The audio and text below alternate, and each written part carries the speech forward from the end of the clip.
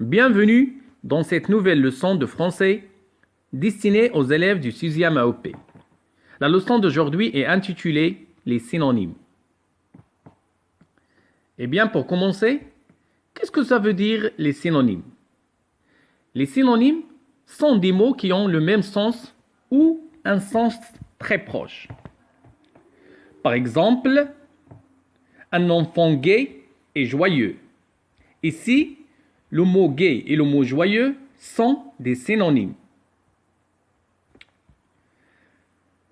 Deux mots synonymes appartiennent toujours à la même nature. On dit même la même nature ou bien la même classe grammaticale. Exemple. Bouger et remuer appartiennent à la même classe grammaticale. Ce sont des verbes. La même chose pour sombre et foncé. Ils appartiennent tous les deux à la même classe grammaticale des adjectifs. La promenade et la balade sont deux noms, appartiennent à la même nature. Souvent et fréquemment sont des adverbes. Les synonymes sont utilisés pour éviter la répétition. Par exemple, la maison venait d'être terminée. Ils étaient impatients d'emménager dans leur nouvelle habitation. Ici, le mot habitation a remplacé le mot maison pour éviter la répétition. Les synonymes sont aussi utilisés pour nuancer, modifier ou préciser un mot ou une expression. Prenons des exemples. Nous parlions dans la cour. On peut employer des verbes synonymes.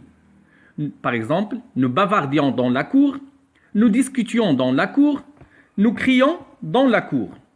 Tous les verbes en rouge sont des synonymes de parler, mais ils expriment des situations différentes.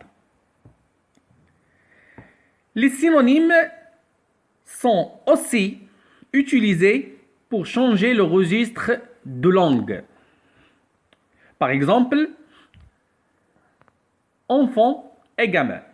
Ici, enfant appartient au registre courant, alors que gamin appartient au registre familier. Ce que je dois retenir de cette leçon, c'est que les synonymes sont des mots de même nature qui ont le même sens ou des sens très proches. Les synonymes évitent les répétitions mais permettent également de préciser ou de modifier le sens d'un mot. Les synonymes peuvent appartenir à des registres de langue différents.